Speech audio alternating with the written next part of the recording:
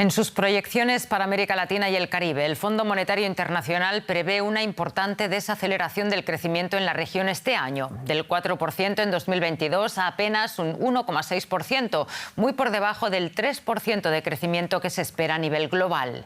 Lo que más preocupa al organismo es la inflación, que tras alcanzar un máximo de 10% en 2022 se ha desacelerado a 7% en marzo en las principales economías latinoamericanas. Sin embargo, la subyacente, que excluye alimentos y energía, parece haberse estancado y se sitúa muy por encima del nivel fijado como meta. Y tenemos ahora la oportunidad de comentar estas perspectivas del FMI con Gustavo Adler, jefe de la División de Estudios Regionales del Departamento del Hemisferio Occidental del Fondo. Gracias, señor Adler, por estar con nosotros.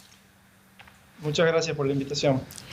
La inflación lastra el crecimiento económico en América Latina y el Caribe, vemos, y se prevé que se mantenga en niveles demasiado elevados. ¿Cuáles son las recomendaciones del fondo para poner coto a este aumento de los precios?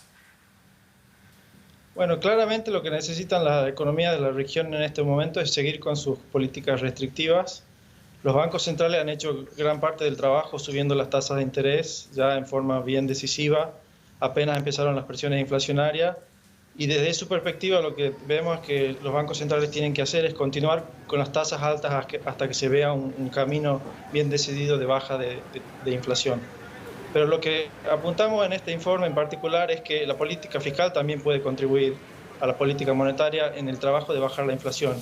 Y eso se hace básicamente a través de desacelerar la demanda doméstica, es decir, el consumo y la inversión. Y la política fiscal en ese sentido tiene muchos instrumentos con los que puede contribuir. Sí, señor Adler, aboga el fondo por una política fiscal más restrictiva, pero ¿cómo conseguirlo en una región con un fuerte gasto social y tantos problemas de desigualdad social, no?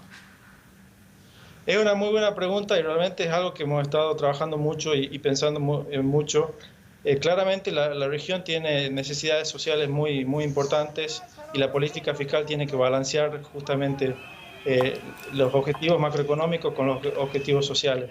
Creemos que hay espacio para hacerlo, la política fiscal tiene muchos instrumentos, puede hacer lo que nosotros llamamos una consolidación inclusiva, que significa proteger ciertos aspectos, ciertos elementos del gasto público, como ser el gasto en educación, el gasto en salud, el gasto en infraestructura, que son claves para seguir apoyando a los sectores vulnerables y también para apoyar el crecimiento de la economía. Pero por supuesto hay también trabajo para hacer por el lado de la recaudación tributaria. Creemos que hay espacio para mejorar los sistemas tributarios y hacerlos más progresivos, de tal forma que la gente con mayores recursos pague una proporción más alta de sus ingresos. La reciente crisis bancaria en Estados Unidos y en Europa ha tenido poco impacto en Latinoamérica. Podríamos decir que los bancos centrales han hecho bien los deberes, ¿no? ¿Hacia dónde considera que debería ir la política monetaria ahora? Bueno, desde un punto de vista de estabilidad financiera, claramente vemos los bancos de la región muy saludables, con niveles de capital y de liquidez muy altos, y eso ayuda a la solidez del sistema y es producto de un fuerte trabajo que se hizo en la última década o dos de consolidar y mejorar la supervisión y la regulación bancaria. Claro, por ese lado los sistemas bancarios están muy sólidos. En lo que se refiere a política monetaria en sí, creemos que en la mayoría de los países de la región ya la tasa de interés de política monetaria ha llegado al pico de lo que es necesario y ahora el desafío es más que nada mantenerlo hasta que se vea una evidencia bien clara de que la inflación está bajando. Es decir, no vemos la necesidad de seguir subiendo tasas en este momento, pero por otro lado, si la política fiscal ayuda, eso también ayudaría a que las tasas de interés puedan bajarse más tempranamente. Por último, señor Adler, ¿cómo afecta a la región la fragmentación de la economía mundial de la que tanto se está hablando ahora mismo? Bueno, ese es un tema que está en creciente debate y estamos haciendo estudios para entender un poco mejor. Claramente, según el impacto que pueda tener una fragmentación global en la economía de América Latina depende mucho de cómo se alinee la región y con qué bloque. En algunos aspectos la región se ve menos afectada que el resto del mundo. Nuestras estimaciones son preliminares que el mundo probablemente podría caer en el orden de 7 puntos su producto a consecuencia de la fragmentación global, pero en América Latina el efecto sería mucho menor, tal vez del orden de 2 a 2,5% menor de producto, dado que estratégicamente la región puede contribuir a distintos bloques según cómo se alinee. Gustavo Atla, economista del FMI, muchísimas gracias por esta entrevista. Muchas gracias, un placer.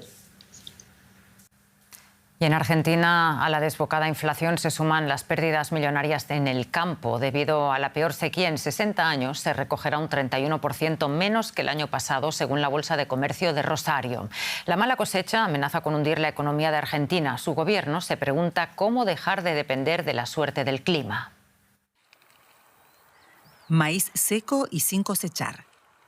La imagen se repite por toda Argentina, también en Navarro, en el campo de Federico Schäfer, que cría sus vacas en pastizales naturales, pero les da maíz picado durante el invierno.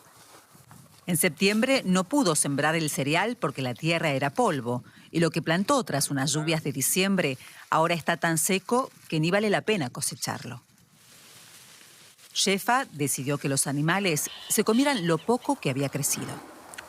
Lo que voy a hacer es vender animales para que no se me mueran de hambre en el invierno, porque en este momento no tengo nada con qué suplementarlos en el invierno. Yo tengo cargas de 250 animales promedio, pongámosle, y paso a tener 40, 50. Gente que hace 60 años está en la zona y nunca tuvieron una sequía de estas características. En el segundo trimestre del año en Argentina se cosecha el maíz y la soja, sus dos principales cultivos. Ya sea en grano o convertidos en aceites o harinas, constituyen sus mayores exportaciones. Por eso, cada vez que hay una sequía que arruina la cosecha, como en 2001, 2009, 2012 y 2018, la economía argentina se resiente. El consultor Ricardo Delgado teme que este año se repita esa lógica. Preveíamos un crecimiento económico para este año previo al impacto de la gran sequía sobre las cuentas públicas y cuentas externas de la Argentina del orden del 1,5%. Este año entonces vamos a caer aproximadamente 3 puntos, estimamos entre 15 y 20 mil millones de dólares menos de ingresos en el Banco Central. Esa merma de ingresos elevaría la inflación del 95% en 2022 al 112%. Y dificultaría que Argentina cumpla con el déficit fiscal comprometido con el Fondo Monetario Internacional, advierte Delgado. El economista duda que la menor recaudación tributaria se compense con nuevos ajustes de gastos en un año de elecciones presidenciales. ¿Cómo puede Argentina dejar de depender de una cosecha? Su secretario de Industria, José Ignacio de Mendiguren, presentó hace 2 semanas un plan a 2030 para exportar más productos agroindustriales, energía, minerales, manufacturas, servicios basados en el conocimiento y el turismo. Lo que está haciendo el gobierno ahora, en el caso, es premiar con alivio fiscal, premiar con acceso a divisas, alivio en materia de tasas de interés, a todo lo que es la exportación adicional hasta lo que ahora teníamos. Pero que Argentina, sin dejar de aprovechar su riqueza agrícola, modernice su matriz productiva puede llevar años. En el corto plazo, poco puede hacer para afrontar una mala cosecha. Esta sequía que afectó a Argentina, agravada por el calentamiento global, no solo pone en jaque la economía de este país, sino las perspectivas de que el peronismo mantenga el poder en las elecciones presidenciales de octubre. Entre tanto, el presidente brasileño Luis Ignacio Lula da Silva sigue de visita en China, donde busca reposicionar a su país como un actor global clave. Al participar en la toma de posesión de la exmandataria brasileña Dilma Rousseff al frente del Banco de los BRICS, Lula criticó el uso preponderante del comercio global y acusó al FMI de asfixiar economías como la Argentina. Lula prueba una de las últimas creaciones de Huawei, un moderno casco de realidad virtual. El director del gigante chino acompañó al presidente brasileño en una exposición que dejaba patente la amplia presencia de la empresa en Brasil, lo contrario que en Estados Unidos. Previamente, Lula había participado en una ceremonia en Shanghái del nuevo Banco de Desarrollo del BRICS, en la que la expresidenta brasileña Dilma Rousseff asumió las riendas de la institución. Quiero decir que me siento profundamente honrada de ser la presidenta del nuevo Banco de Desarrollo y muy motivada ante la oportunidad de contribuir al desarrollo sostenible, la reducción de las desigualdades sociales, étnicas y de género, y el crecimiento económico y la generación de empleo en los países miembros. Lula cuestiona la sumisión a las instituciones tradicionales. Todas las noches me pregunto, ¿por qué están todos los países obligados a basar su comercio en el dólar? ¿Por qué no podemos comerciar en nuestra moneda? ¿Por qué no tenemos el compromiso de innovar? El viernes, el presidente brasileño será recibido por su homólogo Xi Jinping en una ceremonia oficial en la que se firmarán acuerdos bilaterales. Y vamos con un repaso de otras noticias económicas del día relacionadas también con China. Las exportaciones del gigante asiático aumentaron en marzo por primera vez en 6 meses casi un 15%. El comercio con la vecina Rusia aumentó cerca de un 26% a pesar de las sanciones occidentales por la invasión de Ucrania. Las exportaciones a Estados Unidos y la Unión Europea, por el contrario, cayeron en marzo. Apple buscaría fabricar computadoras MacBook en Tailandia, según la prensa japonesa. Por otra parte, la plataforma Bloomberg informó de que la compañía ha triplicado su producción de celulares en la India. Todo ello forma parte de los esfuerzos de Apple por reducir su dependencia de China. Los accionistas del gigante español de la construcción ferrovial aprobaron un plan para trasladar su sede a los Países Bajos a pesar de las objeciones del gobierno español.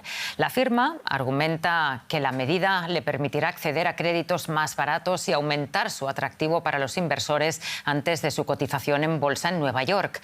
La compañía dijo que el plan había sido aprobado después de una votación en una Junta General de Accionistas. El gobierno español ha sido crítico con la medida, acusando a Ferrovial de querer pagar menos impuestos. Y con esto dejamos el espacio de economía. Gracias por acompañarnos un día más y hasta una próxima ocasión.